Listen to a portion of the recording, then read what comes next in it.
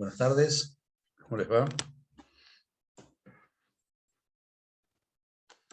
¿Me escuchan? Hola, profe, buenas tardes. ¿Cómo anda? ¿Cómo andan? Buenas tardes. Bien, bien. ¿Están todos Hola, tímidos profe. hoy? ¿Qué tal, Juan? Buenas tardes. Hola, Emanuel. Juan Escalante. Joman, Fernán. Hola, Emilia. Qué poquitos que somos. ¿Qué pasó? ¿Qué pasó? Pasó el parcial y el recuperatorio, ¿no? Bueno, pero 1, 2, 3, 4, 5, 6, 7, 8, bueno, hemos quedado 14, 15, así que somos mayoría, podemos empezar. Bueno, hoy arranco la segunda parte. Ustedes igual ya tuvieron alguna clase. Como habrán visto, estamos en el tema de clasificaciones de las obligaciones, ¿no? Tema por demás árido, asqueroso, repugnante, pero extremadamente necesario, porque son tan distintas unas obligaciones de otras, que tenemos que tener muy en claro dónde está cada una para seleccionar la norma correspondiente en el Código Civil y Comercial, dado que tienen particularidades de legislación distintas. Estamos en las obligaciones de dar, y hoy vamos a referirnos específicamente a las obligaciones de dar dinero. Miren, las obligaciones de dar, y de estas, las de dar cosas ciertas y las de dar dinero, son las más importantes. ¿Por qué las de dar cosas ciertas? Porque si estamos hablando de una prestación indeterminada, por ejemplo, ustedes saben que en algún momento, en el momento del pago, o antes del momento del pago, esta obligación indeterminada se tiene que especificar, tiene que determinarse, porque en el momento del pago alguien le debe entregar algo a alguien. Ahí se cierra el círculo de la especificación y ahí toda obligación es determinada. Por eso se hablan de obligaciones alternativas, de obligaciones facultativas, de obligaciones de dar cosas inciertas, de obligaciones de género, etc. Todas esas obligaciones en algún momento se van a regir por las normas de las obligaciones de dar cosas ciertas. Cuando el deudor haya o quien fuera, haya individualizado la cosa que debe entregar, y esa será la cosa cierta que deba ser entregada. ¿Y por qué las de dinero? Bueno, vivimos en Argentina y ustedes están insertos en esta sociedad argentina, donde hablamos de dinero permanentemente, donde vivimos sometidos a este proceso estructural de inflación alta, ahora vamos a hablar un poco de eso, que hace que nuestro dinero se diluya entre los dedos.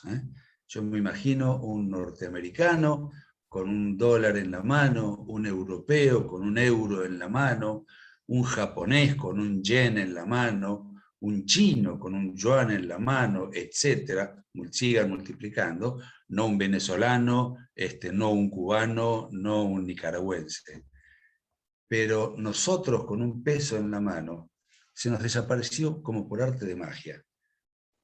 Todos ellos, en cambio, hoy ese dólar, ese euro, ese yen, ese yuan, hoy vale lo mismo que hace un año, que hace 5, que hace 10, que hace 20, con una inflación muy pequeña que esos países puedan llegar a tener. Empecemos por el principio. ¿Qué son las obligaciones de dar dinero?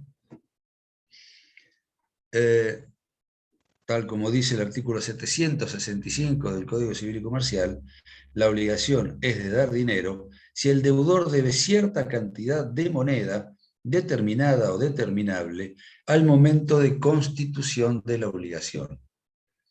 Por lo tanto, una obligación es de dar dinero cuando se debe una cantidad de dinero que puede o no estar determinada en el momento en que se constituye la obligación. Huelga recurrentemente volver a decirles que sí o sí debe estar determinada en el momento del pago. ¿Está? Yo advierto ahí una imprecisión terminológica en esta definición de 765, Cuando dice la obligación es de dar dinero cuando, si el deudor debe cierta cantidad de moneda. La palabra cierta para mí está de más, porque es contradictoria con la posibilidad de que la obligación sea de dar una cantidad indeterminada en el inicio. Por lo tanto, yo saco la palabra cierta de esa definición y creo que la definición quedaría mejor diciendo la obligación es de dar dinero si el deudor debe una cantidad de moneda determinada o determinable al momento de constitución de la obligación. Si la cantidad es cierta, significa que no se admitiría ninguna indeterminación inicial y la cantidad cierta es determinada. ¿Está? Pero no es así. Antes sí era así. En el Código Viejo no se admitía la indeterminación inicial en una obligación de dinero. Esto es otra innovación del Código Civil y Comercial que admite una indeterminación inicial que debe cesar, reitero, hasta el cansancio en el momento del pago. En cuanto a las obligaciones de dar dinero, las dividimos en dos partes. Por un lado, las obligaciones de dar moneda. Moneda o dinero es lo mismo, ahora lo vamos a ver. Las obligaciones de dar moneda de curso legal, que es la moneda nacional, nuestra moneda argentina, y las obligaciones de dar moneda extranjera, cuya especificación está en la última parte de este artículo 765. Empecemos por las obligaciones de dar moneda de curso legal o moneda nacional. El objeto de la obligación es el dinero o la moneda, que jurídicamente son dos términos sinónimos.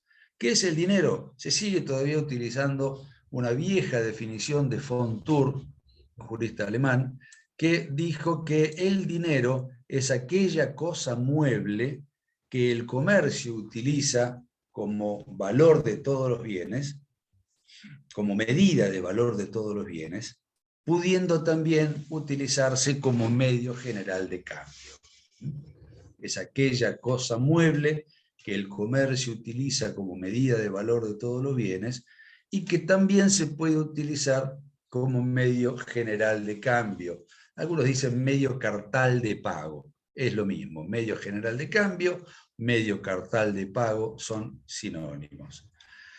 De esta definición de von Thurn surgen las funciones que tiene el dinero, que son dos funciones, una función económica y una función jurídica.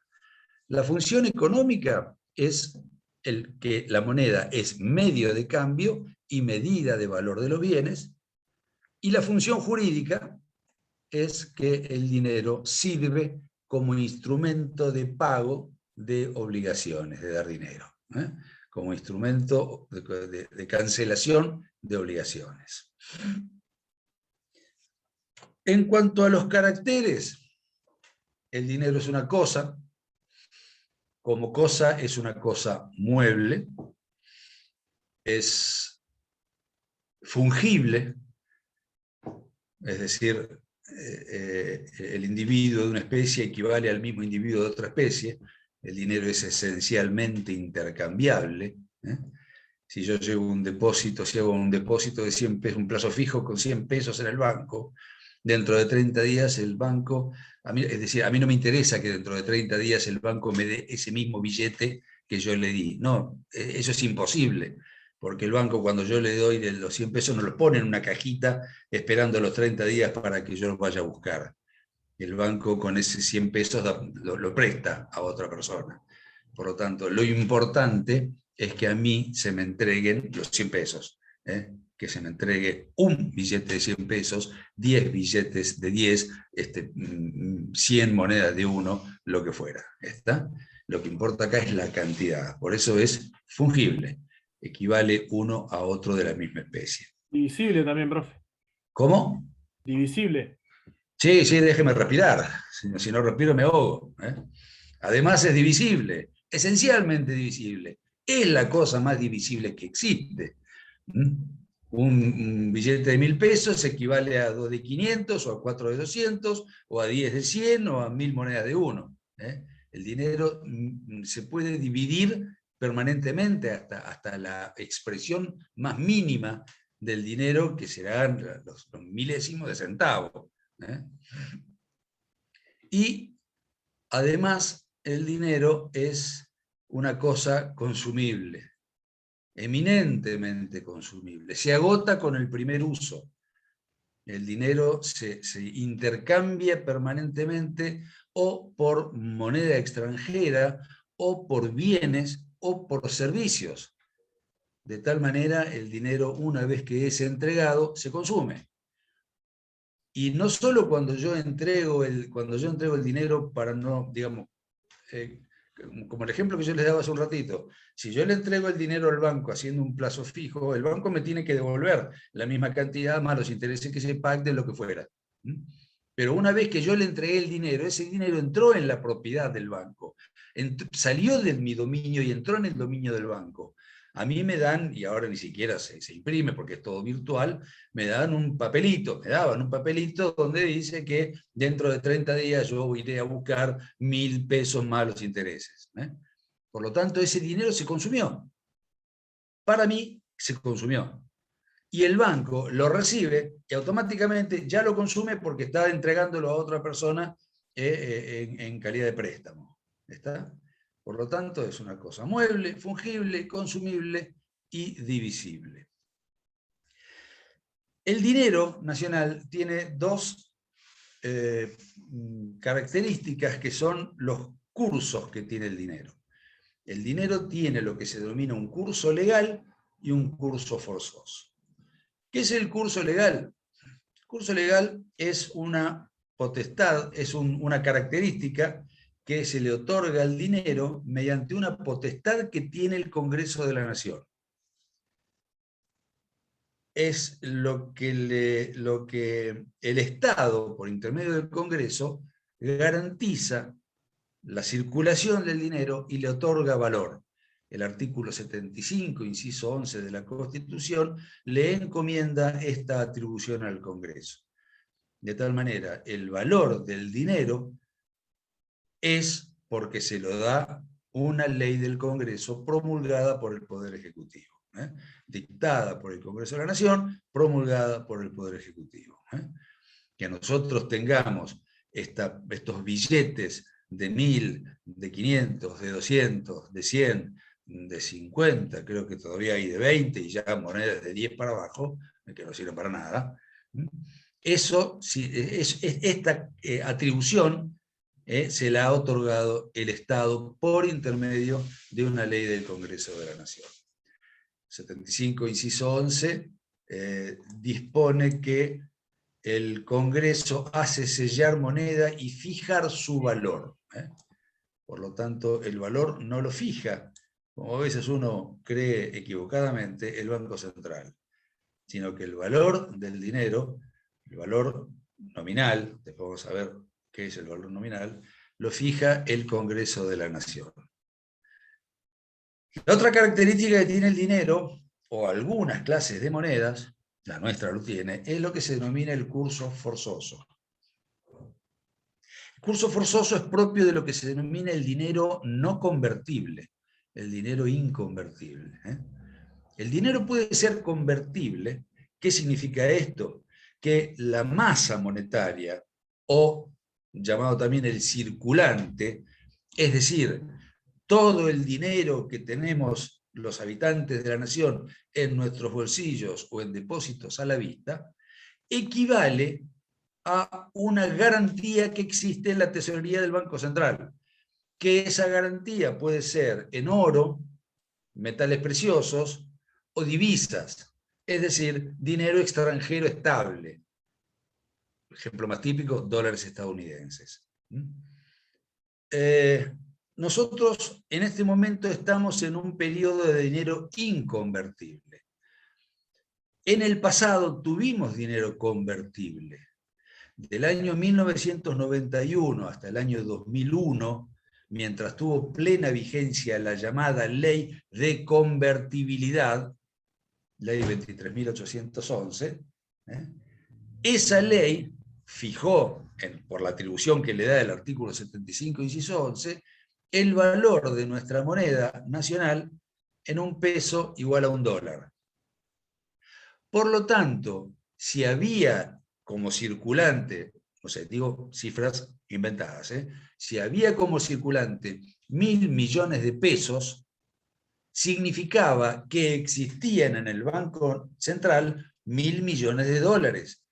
Y yo podía ir con cada uno de mis pesos, y esto lo corroboro porque yo viví esa época, yo iba al Banco de la Nación o al Banco Provincia de Buenos Aires con un billete de $1 y le decía al cajero, dame $1, y el cajero me daba $1. Les digo más, podía hacer un depósito por cajero automático en mi cuenta en pesos de $1, hacer la conversión con el tecladito y hacer una extracción a los 2 segundos de mi cuenta o de mi caja de ahorro en dólares y extraer un billete de $1. $1 era igual a $1. Vivíamos en Disneylandia, ¿no? Era una cosa inventada que duró 10 años y después por eso vino la catástrofe del año 2001, que fue una de las peores crisis económicas que vivió nuestro país hasta ahora, más o menos, ¿no? Bien, el curso forzoso entonces lo tiene el dinero no convertible, que es el que tenemos ahora. El dinero, los billetes de pesos argentinos que circulan, que los emite el Estado, no tienen un respaldo de oro o divisas o moneda extranjera en el Banco Central, sino que los emite el Estado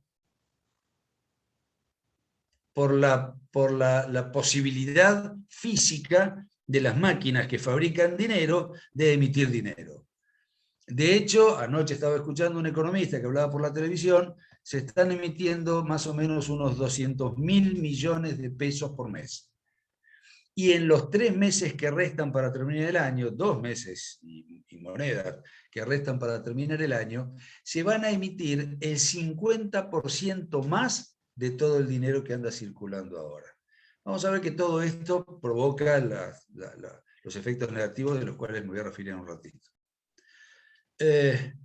Pero como el dinero, aún este no convertible, tiene curso forzoso, por supuesto que no sirve para ir al Banco Central para que me lo cambien por el respaldo, porque no tiene respaldo, pero es irrecusable. Eso significa que el curso es forzoso, que el acreedor no puede rehusarse a recibir como cancelación de una obligación de dar dinero, el dinero que le estoy ofreciendo. Tiene una irrecusabilidad, no es recusable por parte, el acreedor no puede rehusarse a recibir ese dinero. Este es el curso forzoso. Por supuesto que si el dinero fuese convertible tendría una cotización internacional, de tal manera, con el dinero convertible yo no solo puedo realizar transacciones dentro del país, sino que también me sirve para cambiarlo, canjearlo por moneda extranjera en otros países. En cambio, cuando el dinero es inconvertible y solo tiene ese curso forzoso, me sirve de fronteras hacia adentro. Solo me sirve para pagarle impuestos al Estado, pagar tasas y tributos a la municipalidad, o pagar obligaciones de dar dinero y comprar hoy algunos pocos bienes y pagar algunos pocos servicios. ¿Está? Pero no me sirve en el extranjero. El dinero argentino en el extranjero no tiene ninguna existencia. Hasta acá se va más o menos entendiendo. Por favor, si tienen alguna duda, explíquenmelo, porque reconozco que incluso para explicarlo... Sí, profe, esto es se difícil. entiende. Dígame. Se entiende, profe. Se reentiende. Ah, bien, bueno, gracias. Sí, sí. ¿Cuáles son las clases de moneda que hay? Tenemos 3 clases de monedas. Sí, lo escucho, ¿Me puedo Juan. hacer una pregunta? Dígame. Perdón. Los bonos que en una época se sacaron, bonos provinciales, Sí, de esas famosas cuasimonedas. tal cual, exacto. ¿Esos vendrían a ser de curso forzoso? Mire, eso fue medio un invento. ¿Por qué? Porque no había máquinas de hacer dinero que pudieran fabricar la cantidad de dinero que el Estado necesitaba para poder entregar a la gente. Entonces, las provincias y la ciudad de Buenos Aires algunas provincias y la ciudad de Buenos Aires crearon estas especies de cuasimonedas. En la provincia de Buenos Aires, esto fue producto de la crisis del 2001. La provincia de Buenos Aires Sí, se sí. llamaban patacones, creo que en la ciudad de Buenos Aires se llamaban federales o algo así, y traían una especie de cotización al principio 1 a 1 con el peso nacional, y después fueron perdiendo valor. A veces con más de un patacón yo podía comprar un peso. Eso fue una solución momentánea para poder entregarle a la gente como parte de sus salarios. Yo recuerdo en la universidad en aquella época nos pagaban parte del sueldo en patacones, pero no era obligatorio para el privado recibirlos. Después sí se generalizó su recepción, pero al principio los comerciantes eran muy reticentes a aceptarlos. Uno iba al supermercado con patacones y le decían, no, los patacones no recibo. Uno quería pagar en un peaje, en una ruta, el peaje con patacones, y los peajes no recibían patacones. Después, gracias a acuerdos y convenios que hizo la provincia de Buenos Aires con los comerciantes, con los proveedores de servicios, etc., bueno, se generalizó el uso de los patacones, y en un momento, no me acuerdo si fue 2004 o 2005, la provincia de Buenos Aires rescató todos los patacones que habían circulando y los canjeó por pesos 1 a 1. Pero fue una solución momentánea y,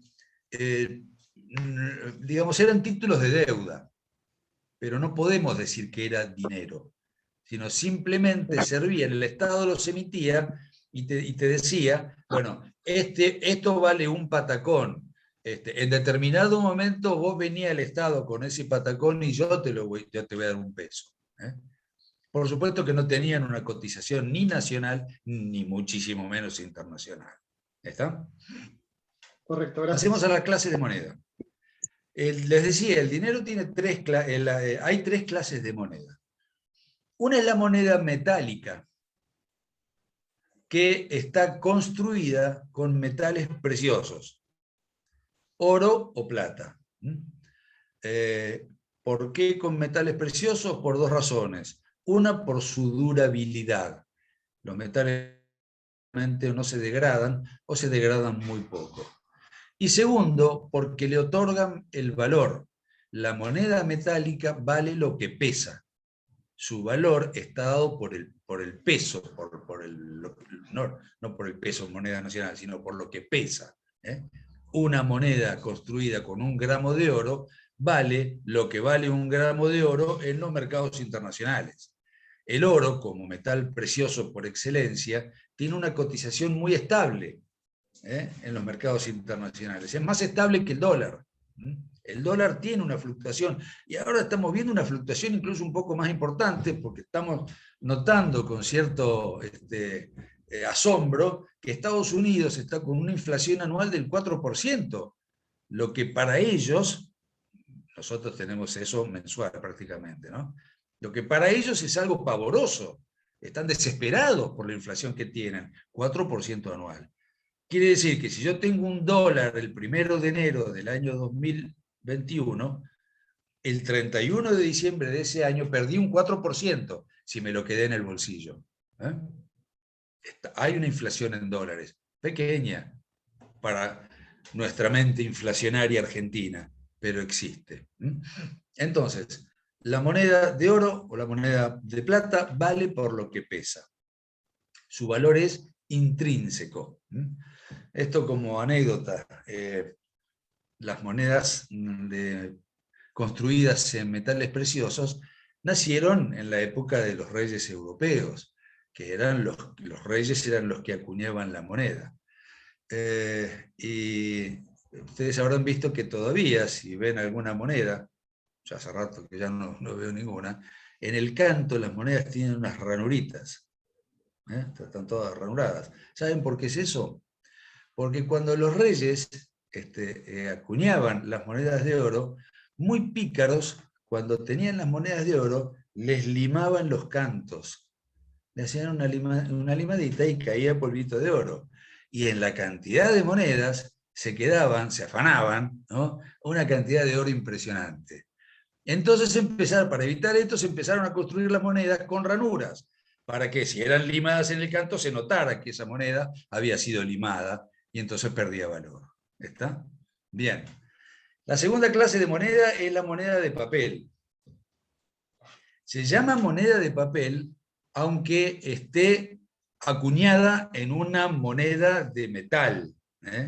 Las monedas de papel se emiten los billetes, específicamente de papel, o se acuñan monedas redondas, construidas con un metal que tiene escasísimo valor. Vamos a ver por qué, porque el valor no es por lo que pesa, sino por lo que dice la moneda. El valor que tiene la moneda de papel es representativo. Si la moneda metálica valía por lo que pesa, la moneda de papel vale por lo que representa. Es lo que yo les denominé hace un rato como moneda convertible o dinero convertible. Entonces, el Estado tiene en el tesoro oro o divisas y en función de la cantidad de oro o divisas que tiene, emite moneda de papel, que les reitero, puede imprimir billetes o acuñar monedas metálicas. Y la tercera clase de moneda es lo que se llama el papel moneda. El papel moneda es el que emite el Estado sin respaldo. Es el que el Estado hace funcionar la maquinita de hacer billetes, 24 horas por día, 7 días a la semana, 365 días al año. ¿Para qué?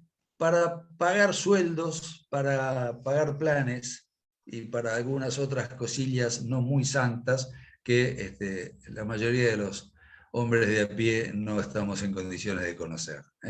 Ese es el papel moneda, que un viejo economista liberal de la década de 60, 70, 80, Álvaro Alzogaray, decía: el papel moneda es papel pintado, porque no tiene ningún respaldo. A su vez, estas tres monedas tienen distintos valores. Podemos hablar de tres valores que tienen las monedas, sean metálicas, sean de papel o sean papel moneda. Uno es el valor real o intrínseco, que exclusivamente lo tiene la moneda metálica. Vale, como decía hace un rato yo, lo que pesa. En nuestro país tenemos una moneda metálica, poco más que desconocida para la mayoría, que es el argentino oro, creado por la ley 1130 del año 1881. Sigue existiendo y es una moneda construida en oro y que hay dos monedas de argentino oro. Está la moneda de 5 pesos argentinos oro y la moneda de 2,5 pesos argentinos oro. La moneda de 5 pesos argentinos oro pesa 8 gramos de oro y la moneda de 2,5 argentinos oro pesa 4 gramos de oro. De tal manera, ¿cuánto vale el argentino oro? De acuerdo a lo cuánto valga el gramo de oro multiplicado por 4 o por 8, según cuál fuera la moneda, el día de la cotización. Y si ustedes advierten en la parte financiera de los diarios, en La Nación, o en el Cronista Comercial, o en ámbito financiero, donde están las cotizaciones de las monedas, aparece la cotización del argentino oro. Por supuesto que no se utiliza como, yo nunca en mi vida vi un argentino oro, tengo por ahí una foto en un Power, nunca vi un argentino oro en la realidad. Pero sirve, si bien no sirve para hacer transacciones habituales, sí es muy utilizada jurídicamente para establecer indemnizaciones tarifadas. Así, por ejemplo, la ley, el Código Aeronáutico, ya cuando ustedes gratamente aprueben esta materia y cursen Derecho de Daños, lo van a poder corroborar. El Código Aeronáutico, en su artículo 155, establece como tope de la indemnización cuando un accidente aeronáutico provoca daños a terceros en la superficie, de 2.000 argentinos oro. Entonces, sea cual fuese el daño, nunca va a poder superar ese monto, que es un monto estable. Fíjense ustedes que el Código Aeronáutico es del año 1967. Tuvo la sabiduría, ese artículo 155, de colocar como tope indemnizatorio un monto estable. 2.000 argentinos oro en 1967 son la misma cantidad de dinero que hoy en el año 2021. Imagínense si hubiera fijado una indemnización en pesos, que por efecto de la depreciación monetaria hoy no sería absolutamente nada. El segundo valor del dinero es el valor nominal.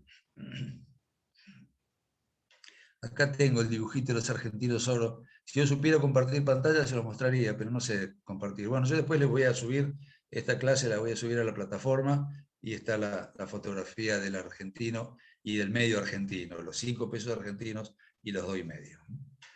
El segundo valor, les decía, es el valor nominal. El valor nominal ya no tiene en cuenta el valor intrínseco. El valor nominal es lo que dice el Estado que vale el dinero. Por lo tanto, un billete de 1.000 pesos tiene como valor nominal 1.000 pesos.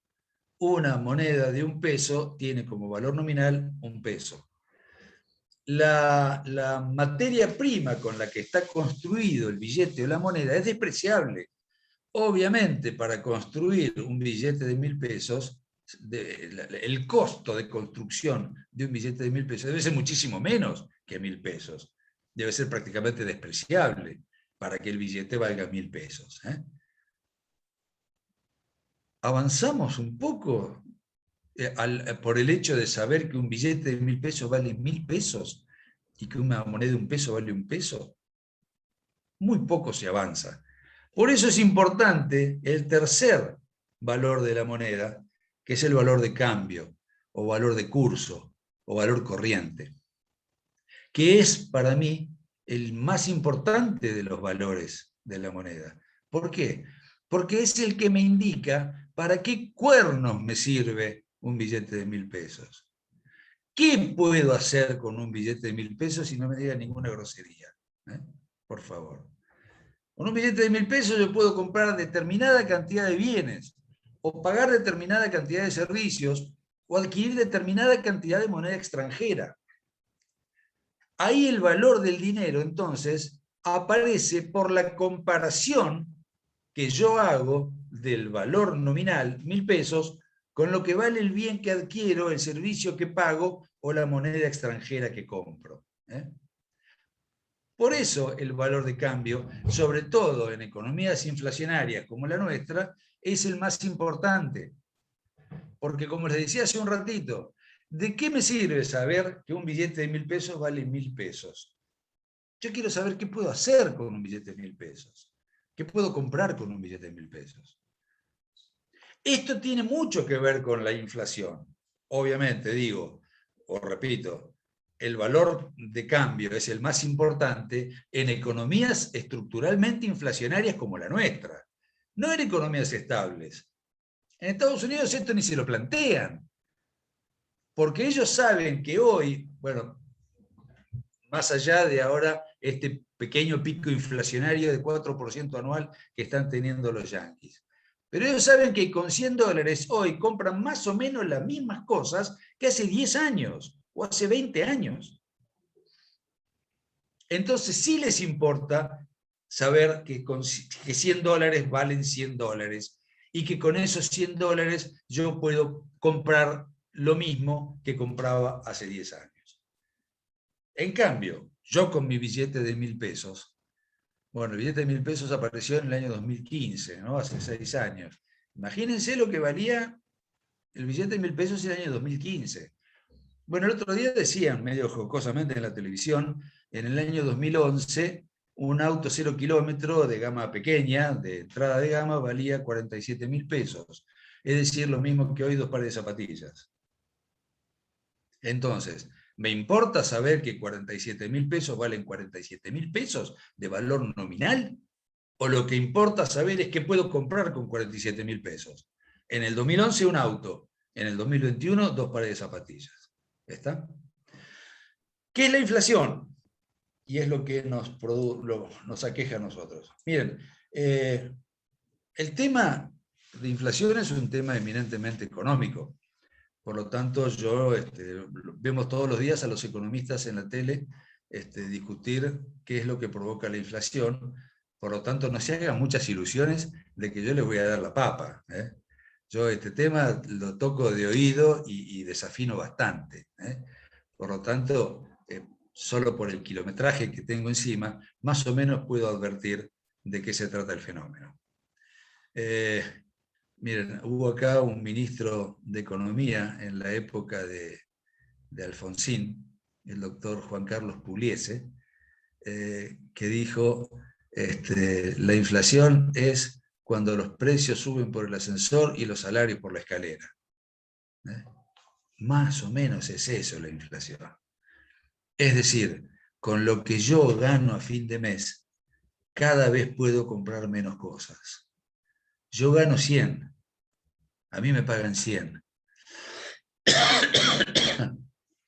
Con 100, hoy puedo pagar el alquiler, pagar la comida de mi familia, que somos 5 personas, pagar el esparcimiento, pagar un crédito que tengo y pagar la tarjeta. El mes que viene, con 100, y ya me va a costar un poco más pagar los créditos. A lo sumo voy a poder pagar el alquiler, pagar la comida y un poco menos de esparcimiento. Al otro mes, ya los créditos no los voy a poder pagar absolutamente. Vamos a tener que comer un poco menos. A mí no me vendría nada mal, pero bueno. Y al otro mes, ya con 100, ni siquiera puedo pagar el alquiler, ya no puedo pagar los servicios, los créditos ya estoy en mora hace varios meses. Y así sucesivamente. Porque yo nominalmente sigo ganando lo mismo. El valor nominal de lo que a mí me pagan es siempre igual, pero el valor corriente o de cambio va decreciendo porque los precios van aumentando. ¿Por qué aumentan los precios? Bueno, ahí los economistas es donde se pelean. Hay algunos economistas que dicen que los precios aumentan por la excesiva cantidad de dinero, por la excesiva emisión monetaria que existe. Claro, el gobierno no tiene más alternativa en este momento que emitir, porque tiene comprometidos no solo los salarios de la grandísima cantidad de empleados públicos que hay en nuestro país, sino porque tiene que pagar a los millones y millones de planes asistenciales, sociales, que se vienen pagando y que cada vez son más. Y el dinero que tiene el Estado, ¿de dónde sale? Y sale de los recursos que obtiene, es decir, de lo que recauda por impuestos. Por impuestos cada vez se recauda menos, porque la gente tiene cada vez menos dinero en sus bolsillos, por lo tanto, lo primero que empieza a cortar es el pago de impuestos. De tal manera, el Estado miren, esto es como un edificio de propiedad horizontal. El edificio de propiedad horizontal, si ustedes viven en departamentos, lo sabrán mucho más que yo, el edificio de propiedad horizontal hay gastos comunes. Hay que pagar el portero, la luz de los pasillos, la caldera, la electricidad del ascensor. Es decir, a fin de mes, el administrador necesita 100 pesos para pagar todos estos gastos. Entonces, como son 10 departamentos, le cobro 10 pesos de expensas a cada uno. Y así obtengo los 100 pesos y pago todos esos gastos. Pero el mes que viene hay uno que no me paga y yo tengo 90 pesos. Porque hay uno que no me pagó los 10 pesos. Con 90 pesos ya no voy a poder pagar todos los gastos. Entonces, ¿qué hago? Y le voy a tener que aumentar un peso más, además de perseguirlo judicialmente al moroso, le voy a tener que aumentar un peso más a cada uno de los 9 que pagan. Ahora, esos 9 van a tener que pagar 11 pesos para que yo pueda juntar 100 pesos a fin de mes.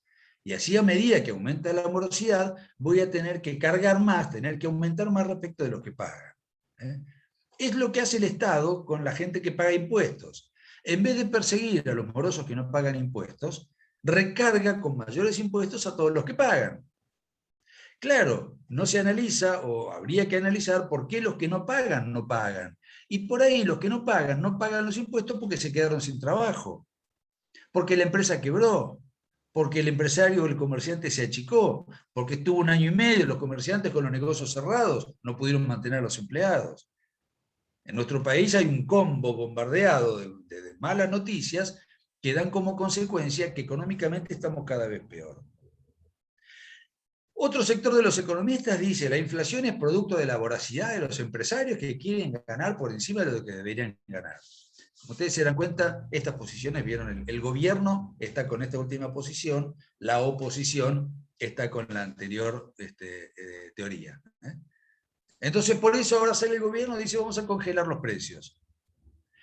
Esto ocurre ahora y ocurrió hace 10 años y hace 20 y hace 30, y yo que tengo más o menos memoria racional desde 1970, pónganle, desde 1970 hasta ahora no ocurrió no menos de 15 veces que hicieron un congelamiento de precios por determinada cantidad de tiempo. ¿Qué es lo que produce el congelamiento? Entonces dice, yo le congelo los precios, la inflación va a bajar, no van a aumentar los precios. Mentira. ¿Por qué? Porque al congelar los precios, el que produce el producto, cuando tenga que renovar la producción, cuando compre los insumos que le aumentaron, y los insumos en nuestro país son todos importados, por lo tanto tengo que pagarlos en dólar, y el dólar está casi a 200 mangos, no voy a poder, si tengo que venderlo al precio que me dice el gobierno, el costo de producción del producto es mayor que el precio de venta. Por lo tanto, dejo de producir. ¿Qué ocurre cuando dejo de producir? Hay desabastecimiento. Vayan ahora a los supermercados y busquen aceites de primera marca. Las góndolas ya están vacías.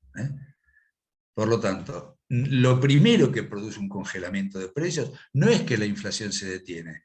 Algo más grave, produce desabastecimiento de bienes y servicios. ¿Qué es lo que aparece cuando hay desabastecimiento en el mercado regulado? Y aparece el mercado negro. Aparece aquel que, y hoy con las redes sociales, imagínense, que te va a decir, yo tengo el aceite de primera marca, pero pagalo lo que yo quiero que lo pagues. Ese sí se aprovecha. Y encima, cuando se termina el congelamiento, al mes, a los 2 meses, a los 3 meses, de acuerdo con la extensión que le ponga el Estado, es como sacar la tapa de una olla que estaba a presión. Ahí salta todo por las nubes. Y los precios que artificiosamente, algunos precios que artificiosamente se mantuvieron iguales producto del congelamiento, ¡pum!, pegan una estampida, y es lo que se denomina la hiperinflación. Que la hiperinflación es un aumento desmedido, desconsiderado y súbito de los precios que no está acompañado por el mismo aumento de los salarios. ¿Ya está? Que se sigan peleando los economistas. Nosotros los simples mortales, y el gobierno y la oposición, nosotros los simples mortales somos el jamón del sándwich, el pato de la boda, o no sé, el que está en el palo de abajo del gallinero. No podemos hacer mucho. Simplemente yo explicarles cómo incide en las obligaciones inflacionarias, en las obligaciones dinerarias, el proceso inflacionario que sufre nuestro país. Tenemos inflación estructural desde más o menos 1945-46 hasta ahora, con muy pocas épocas de cierta estabilidad. Yo les comentaba, entre el 91 y el 2001 tuvimos estabilidad. Y era una locura. El litro de nafta valió durante, yo no sé, a ver las fotos de las caras, si hay algún viejo como yo, y veo algún pelado por ahí, pero no son gente grande, ustedes no se pueden acordar. Pero realmente, más o menos, Juan, sí, no, pero a 63 no llega, usted ni loco. Nada, es un pibe. Bueno, entre el 91 y el 2001, la nafta valía un mango, durante 10 años valió 1 peso. La botella de coca valía 1 peso durante 10 años. Era mágico realmente. No comprábamos dólares, hacíamos plazos fijos en pesos, nos daba rendimiento. Vivíamos en Disneylandia. Realmente el Turco Menem así la hizo muy bien. Síganme, no los voy a defraudar. Claro, después se destapó la cacerola en el 2001 y pegó la estampida. Siempre tuvimos inflación y tuvimos varios episodios de hiperinflación. Recuerdo, el más antiguo que yo recuerdo es el del año 75, que se lo suele conocer con el nombre de Rodrigazo. ¿Por qué Rodrigazo? Porque el ministro de Economía se llamaba Celestino Rodrigo. ¿Qué había pasado? Exactamente esto que yo le estoy comentando. El ministro anterior, 75, gobierno peronista, en el 73 ganó, bueno, en mayo del 73 ganó la fórmula de Campo Solano Lima, fórmula peronista, que renunciaron a los pocos meses para que Perón pueda volver de España y se hagan nuevas elecciones, y ganó Perón, la fórmula famosa Perón-Perón, Juan Domingo Perón y su esposa María Estela Martínez, ganaron en septiembre con el 63% de votos a favor. Pusieron como ministro de Economía a un economista llamado Gelbar, de apellido, José Berg Gelbar, que fue el que dijo, acá vamos a tener inflación cero. ¿Qué hizo? ¿Inflación cero? Sí, congeló los precios. Tuvimos unos precios congelados durante varios meses. Perón se muere, porque estaba ya muy veterano. Nos deja a Isabelita. Se llamaba María Estela Martínez, pero su nombre de fantasía era Isabelita. Nos deja a Isabelita como presidenta. Gelbar renuncia o se jubila o no sé qué, y lo sucede Celestino Rodrigo. Claro, ya el congelamiento no daba para más. Entonces, ¿qué hizo Celestino Rodrigo? Y tuvo que sacar la tapa de la cacerola. En julio del año 75, Celestino Rodrigo sacó la tapa de la cacerola, descongeló los precios y los precios pegaron el primer salto hiperinflacionario que tuvo nuestro país. Y para ustedes que son especialistas en la primera parte de Derecho de las Obligaciones, fue la primera vez que se aplicó la teoría de la imprevisión, que en ese momento estaba en el artículo 1198 del Código Civil, del viejo Código Civil, para lograr o la resolución de los contratos que se habían vuelto excesivamente onerosos por causas extraordinarias e imprevisibles, como fue esta hiperinflación, o lograr la resolución o las partes encontrar un reajuste equitativo de las prestaciones. ¿Por qué? Porque hasta ese momento, digamos, los contratos que más sufrieron fueron los contratos de obra. Era la época donde acá en Mar del Plata se hizo toda la Avenida Colón, por ejemplo. Todos los edificios de la Avenida Colón se hicieron en la década del 70. ¿Saben cómo se hacían los edificios? El constructor vendía los departamentos a 10 años de plazo. 120 cuotas iguales, mensuales y consecutivas, donde la primera cuota era igual en cuanto al monto a la cuota número 120, 10 años después. Claro, calculando la inflación más o menos estructural que tenía nuestro país, el constructor podía establecer un precio donde nominalmente las cuotas eran iguales, pero de acuerdo con el valor de cambio, las primeras cuotas al comprador le costaba un poco más pagarlas y se compensaba con las últimas. ¿Se entiende, no? De esa manera, todo el dinero que le entraba al constructor le alcanzaba para ir levantando el edificio y obtener ganancia, además.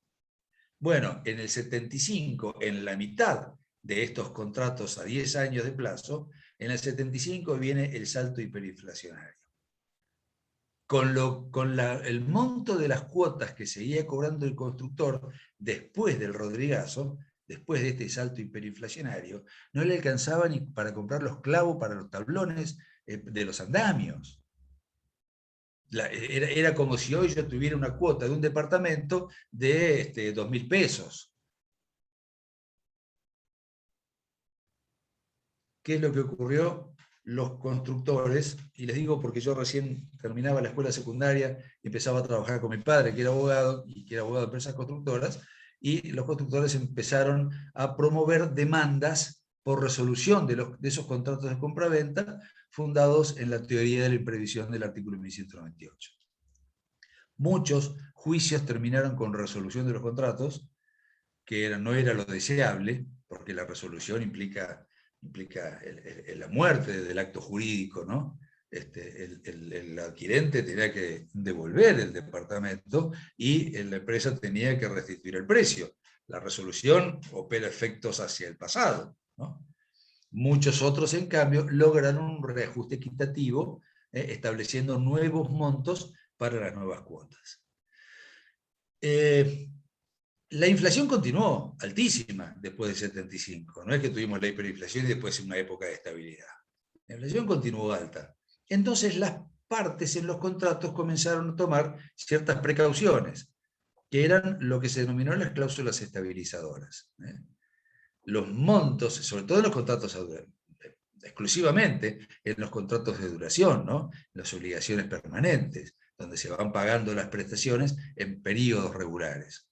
¿Qué hora es? No, estamos bien. ¿Cuáles eran estas cláusulas estabilizadoras? Y bueno, la cláusula dólar, por ejemplo. En los contratos de locación, que eran a 24 meses, claro, si yo tengo una inflación del 10% mensual, si el monto del alquiler es el mismo, nominalmente es el mismo, 100 pesos por mes, yo el primer mes, el locador, el primer mes cobro los 100 pesos y compro, no sé, póngale 10 kilos de pan. El segundo mes, ya con la inflación del 10%, los 100 pesos perdieron el 10% de poder adquisitivo. Quiere decir que yo ya no compro 10 kilos de pan con los 100 pesos, yo compro 9 kilos. Y así sucesivamente. Nominalmente el inquilino paga siempre lo mismo, pero de acuerdo con el poder adquisitivo cada vez paga menos. Al 24º mes, yo con los 100 pesos que cobro de alquiler no compro ni una miga de pan. Entonces me empezaron a poner en la cláusula del precio una cláusula estabilizadora. El precio del alquiler se conviene en la suma de 100 pesos mensuales, que equivalen en el primer mes, de agosto del año 2021, a $100 estadounidenses. Por lo tanto, el inquilino deberá pagar en los siguientes meses la cantidad de pesos necesarios para poder adquirir $100 estadounidenses. Acá ya no importaba el valor nominal del peso. Acá lo que importaba era la cláusula estabilizadora. El dólar funcionaba como moneda estabilizadora. El primer mes me pagaba 100, porque con los 100 yo compraba $100. El segundo mes me pagaba la cantidad de pesos necesarios para comprar $100. Si el dólar aumentaba el precio de la locación. Y así sucesivamente. Otras cláusulas estabilizadoras eran de acuerdo con los índices inflacionarios. Ustedes saben que un organismo del Estado, que es un organismo técnico y que no debiera estar sujeto a ningún vaivén o ninguna orientación política del gobierno, es el Instituto Nacional de Estadísticas y Censos, el INDEC, que, entre otras muchas actividades estadísticas, publica todos los meses el índice de precios al consumidor, que es más o menos lo que nos dice cuánto fue la inflación. Lo publica a mediados de cada mes, o sea, ahora el 14 de octubre nos informó cuál fue la inflación de septiembre, que fue 3,5%. Quiere decir que en septiembre los precios al consumidor, los precios relativos, ¿no? Lo que hace el índice es tomar una canasta de distintos precios y hacer un promedio de cuánto aumentaron en promedio. Los precios relativos del mes de septiembre aumentaron un 3,5%. Se calcula que en octubre va a ser lo mismo, un poco más. Supóngase que es lo mismo. En octubre aumentarán 3,5. Entonces, en los contratos de locación se ponía como cláusula estabilizadora el índice de precios al consumidor. Quiere decir que si el precio de la locación era 100 el primer mes, el segundo mes pagaba 100 por el índice de aumento del costo de vida que había tenido el mes anterior. 100 por 3,5 son 103,50. Ese era el precio del alquiler del segundo mes. El tercer mes habíamos tenido otra vez una inflación del 3,5%, pagaba 103,50 por 3,5 y así iba aumentando. De esa manera las partes encontraron la alternativa de que lo que el acreedor percibía como precio no resultara depreciado. Nominalmente recibía cada vez más.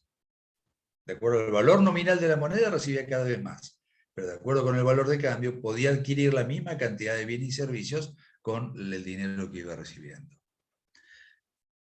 Eh,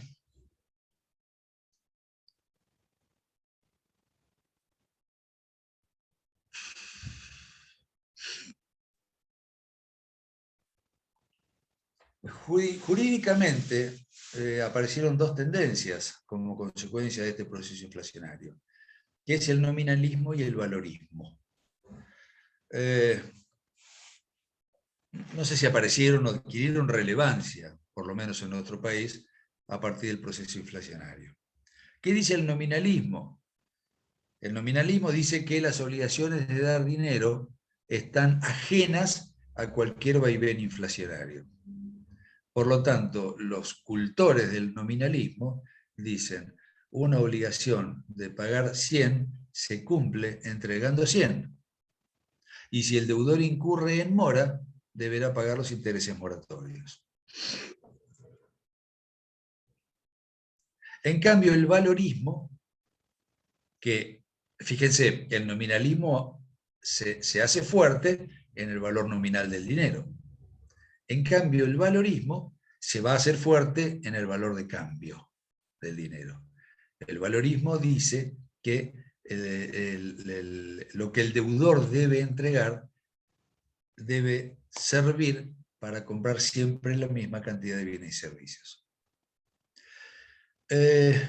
No les voy a hacer mucha historia del valorismo y el nominalismo, sino que vamos a ver qué pasa ahora. El Código Civil y Comercial optó por el nominalismo como principio general. Fíjense que el artículo 766 dice, el deudor debe entregar la cantidad correspondiente de la especie designada. Es decir, un principio netamente nominal. Yo debo 100, cumplo pagando los 100. ¿Incurro en mora? Bueno, el artículo 768 me va a hablar de los intereses moratorios. Tendré que pagar además intereses moratorios. Ese es el principio general. Claro, es un principio general que sería espectacular y sería absolutamente justo en una economía estable.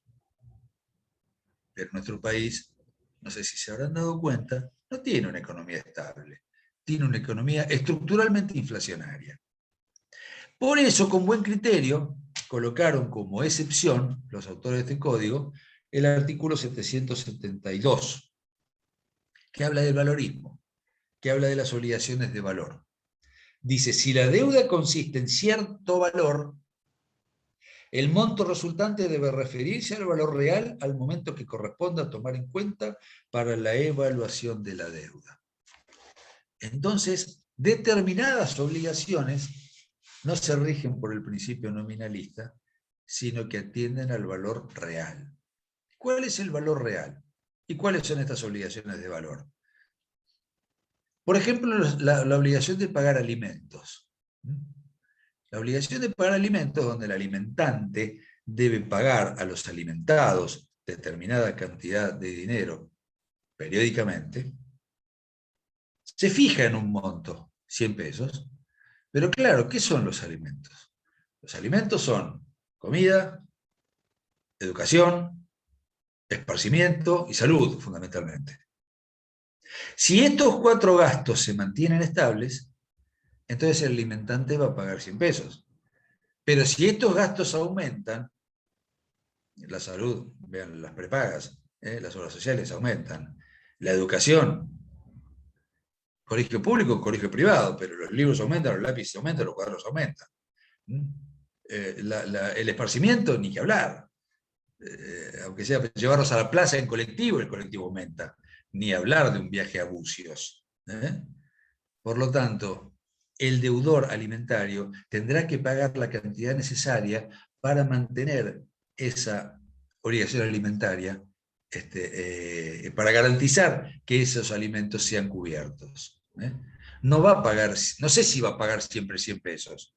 Si la ropa aumenta, si la educación aumenta, si la salud aumenta, si el esparcimiento aumenta, tendrá que pagar más para que todos los meses pueda comprarse la misma cantidad de ropa, la misma cantidad de alimentos, la misma cantidad de educación, la misma cantidad de salud.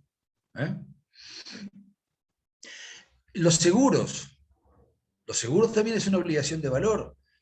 A ustedes les roban el auto y lo tienen asegurado, no importa cuál sea el valor del monto que lo tengan asegurado en su contrato de seguro, el monto que diga la póliza.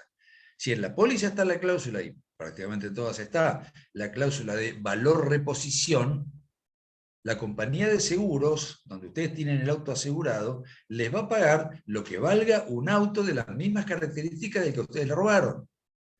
¿Para qué? Para que con el dinero que me da la compañía de seguros yo me pueda comprar un auto igual. Yo tengo un Ford Focus modelo 2016 con 30.000 kilómetros, con 50.000 kilómetros. Bueno, ¿cuánto vale hoy ese auto? Vale tanto, qué sé yo, 1.200.000.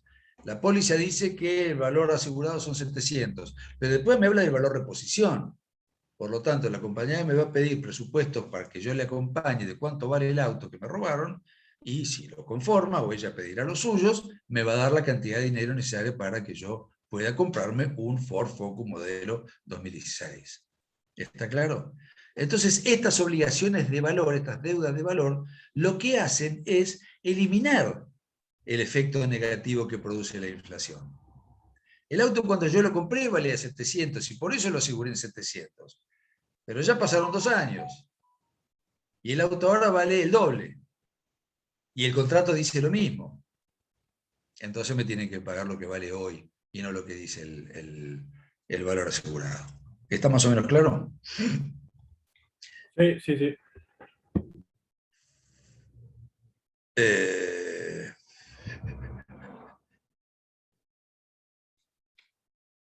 Por último, ya para ir dejándolos, la próxima clase ustedes van a tener, no, vamos a hablar algo de obligaciones de moneda extranjera. La próxima clase siguen con dinerales, pero con el tema exclusivamente de intereses.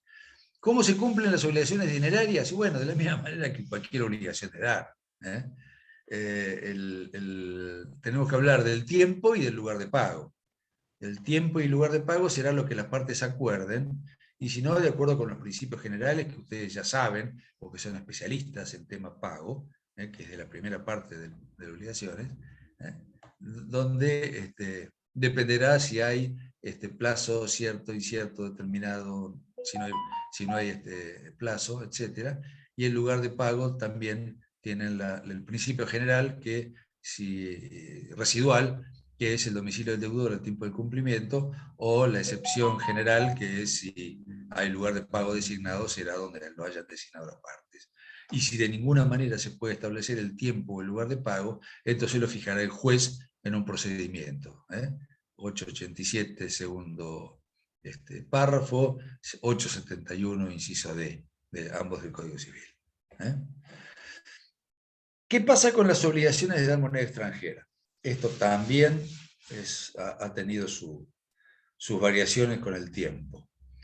Originariamente, el Código de Vélez-Sarsfield había establecido que las obligaciones de dar moneda que no sea de curso legal, moneda extranjera, deben considerarse como obligaciones de dar cantidades de cosas. Y remitía a las obligaciones de dar cantidades de cosas.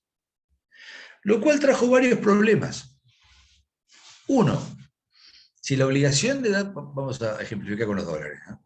Si la obligación es de entregar dólares, no pesos, no es una obligación dineraria, sino que es una obligación de dar cantidades de cosas. De tal manera, como es una obligación de dar cosas, los dólares eran considerados cosas, entonces la mora del deudor en el cumplimiento no generaba intereses, porque los intereses son generados solamente por las obligaciones de dar dinero. De tal manera, se planteó que si el deudor era moroso en el pago de una suma de dar dólares, de la entrega de una suma de dólares, el acreedor tenía que demostrar el daño moratorio y no le podía cobrar intereses para reclamar la indemnización. En segundo término, en el contrato de compra-venta, si yo adquiría un inmueble, ejemplo, pagando con dólares, como los dólares son cosas, no son dinero, entonces eso no es una compra-venta, sino que es una permuta, que tiene reglas. El contrato de permutación es un contrato distinto del contrato de compra-venta, con reglas distintas.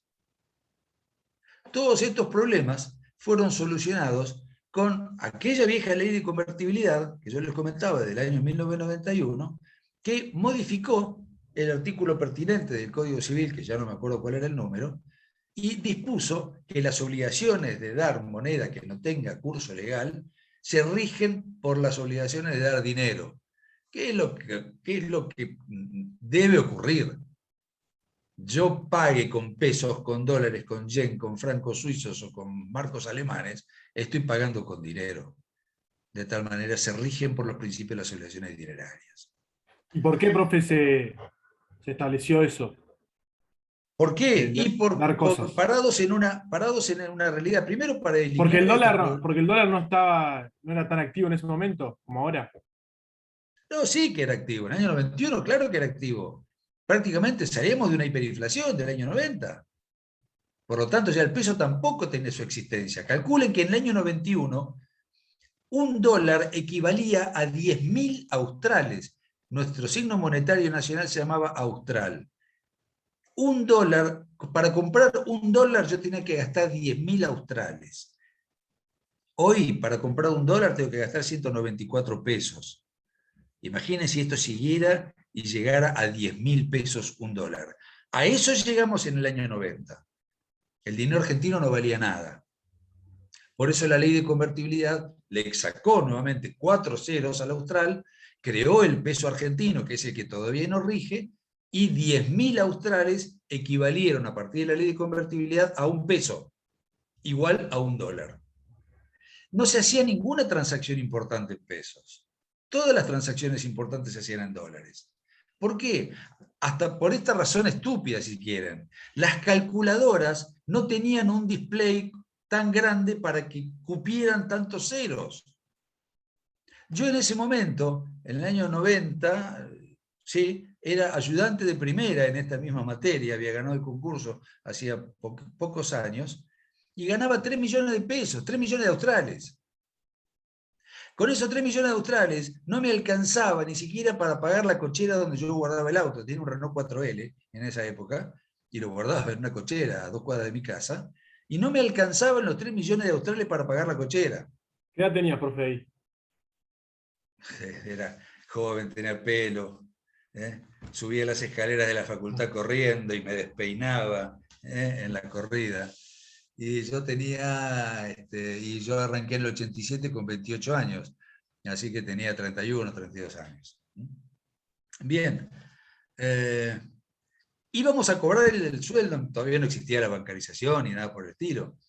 Nos daban unos cheques en la facultad y con esos cheques íbamos a cobrar el sueldo al Banco Nación, a Independencia y que es Primera Junta o Saavedra, y íbamos con mochilas, con bolsas, por la cantidad de billetes que nos daban, porque no había un billete de 1 millón de australes.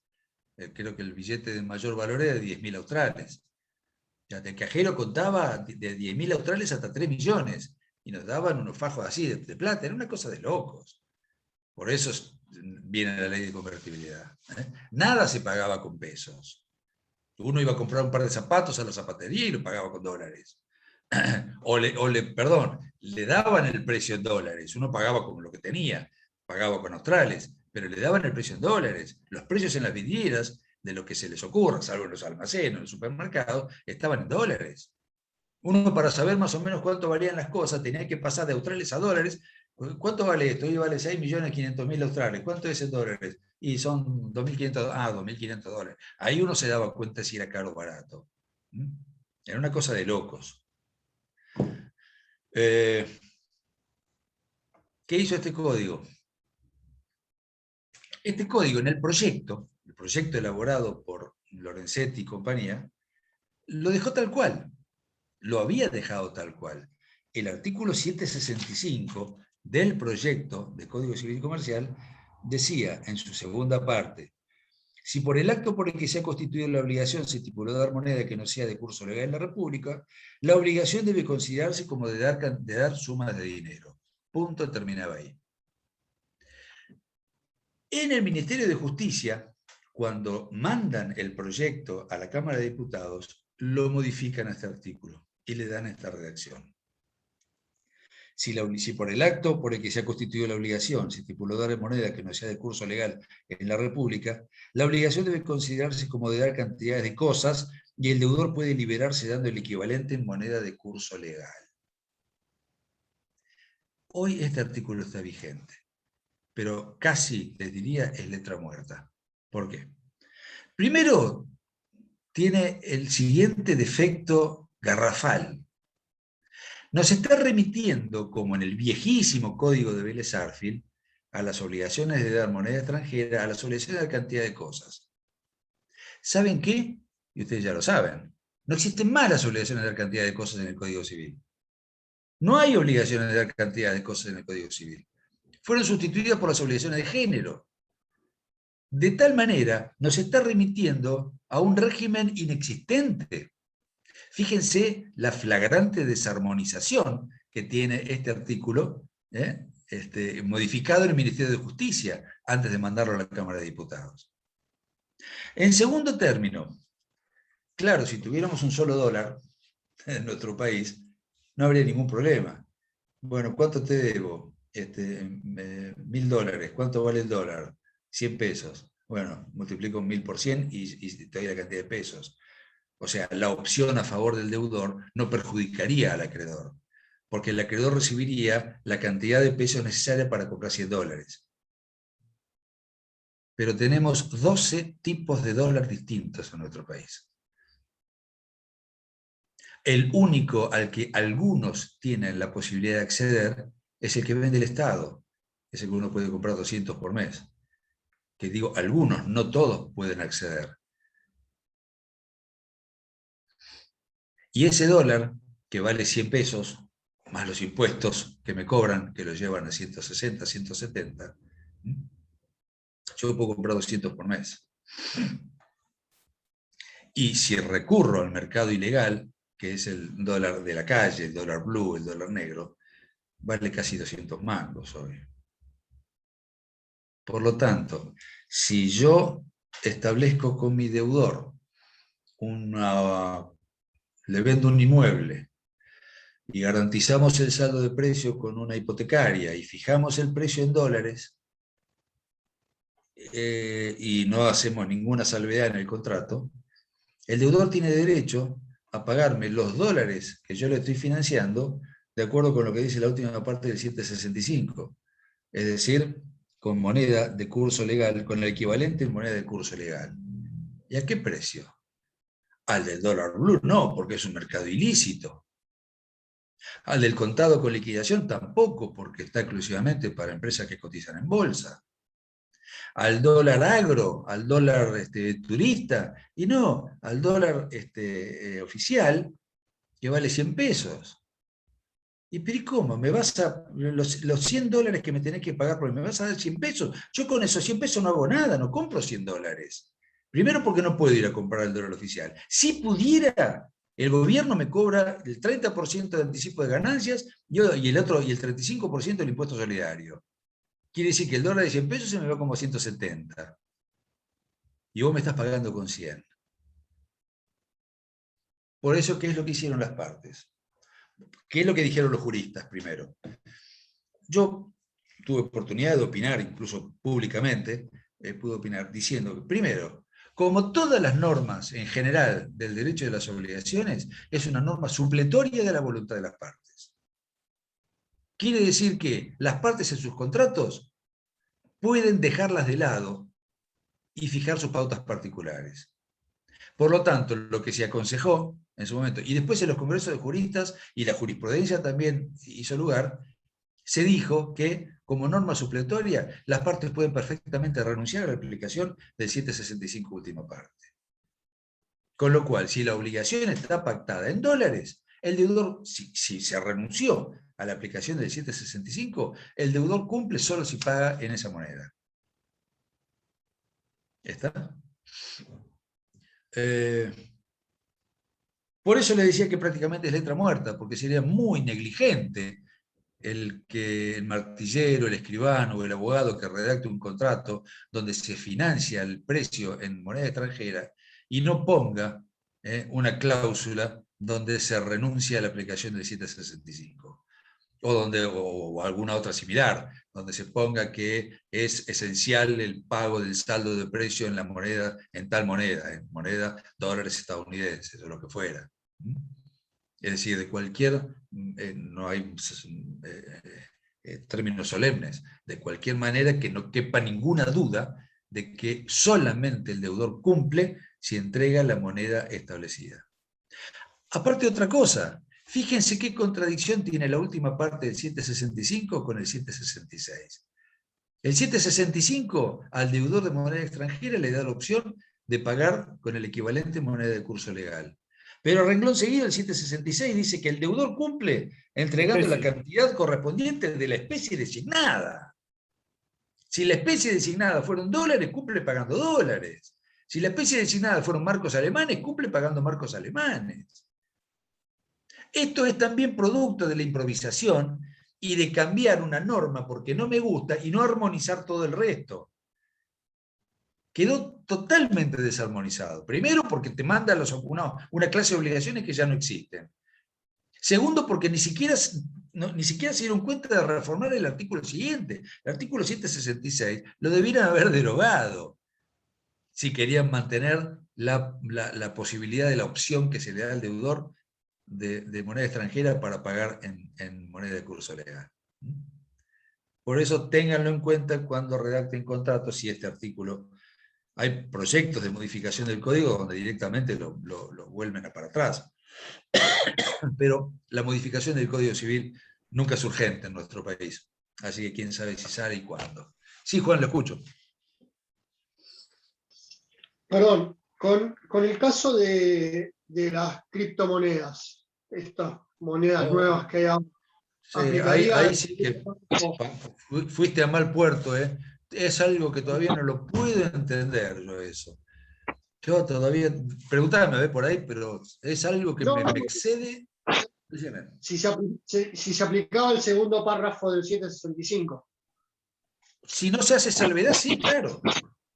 Sí. Si celebramos entre vos y yo un contrato donde yo digo que te voy a pagar dentro de 30 días un Bitcoin, vos podrías pagarme, podrías hacer uso de la última parte del 765 y decirme, che, Brun, mirá, hoy te voy a ir a pagar. Un Bitcoin vale tantos pesos.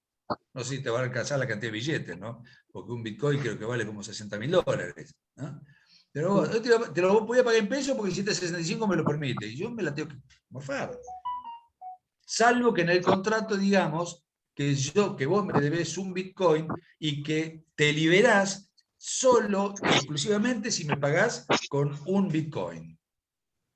¿Y por qué? Porque hemos renunciado has renunciado a la opción que te otorga el la 65. ¿Ah? Sí, sí. Profe, Sí. ¿cómo a los legisladores le va a pasar esto de decir una cosa y, o sea, esa incoherencia del artículo que vos hablaste recién, de la última parte del 765 y después del 766? ¿Cómo les O puede sea, pasar? que se remite y después redacta un artículo diciendo, o sea, dándole atribución a algo más específico. Cuando habló de las cosas fue algo general y después le dio en especie algo más específico. Sí. ¿Cómo puede pasar? Claro, ¿cómo les pasa eso a ellos que están redactando el código? Con algo tan incoherente. Porque son unas bestias peludas, por eso no les pasa. O porque hay una intención non santa, inconfesable. Para mí la intención, algo ahí hay. Algún tipo de. No sé. Algún beneficio de alguien, de algo. Por supuesto, claro, por eso te digo, o porque son unas bestias peludas, que lo son, o porque hay algún negocio inconfesable, o porque hubo un lobby importante de alguien que no le convenía, o de alguienes, o de muchos, que no les convenía, que Claro, las obligaciones en moneda confuso. extranjera se pagaran en la moneda de origen. Les Claro convenía que sí. dejarlo confuso para. No sé, Y sí, acá para nada es neutral, nada es neutral, y mucho menos en política. No nos vamos a hacer un discurso político, no me interesa. Me interesaba darles una cierta información de obligaciones de dar dinero, pero en política no hay nada neutral. Yo creo que hay sí un mínimo de ignorancia, pero hay un máximo de mala intención, seguramente. Seguramente. No hay otra explicación. Si yo, sería muy ministro, ingenuo tener si ese yo error. gobierno quiero hacer una modificación, lo primero que hago es, mira, me llamo a un grupo de juristas y les digo, mira, quiero modificar este artículo, por favor, fíjate si está bien, y además después fíjate cómo queda armonizado con el resto de los 2.600 artículos del código. Porque yo modifico algo que está relacionado con otros 2.600 y me va a quedar desarmonizado si no lo cotejo con todos los artículos. Por lo menos con todo lo que debiera estar relacionado. ¿Mm? Pero acá siempre fue así, ¿eh? Ustedes son jóvenes, pero siempre fue así. Y lamentablemente siempre va a ser así. No veo vientos de cambio en estos temas.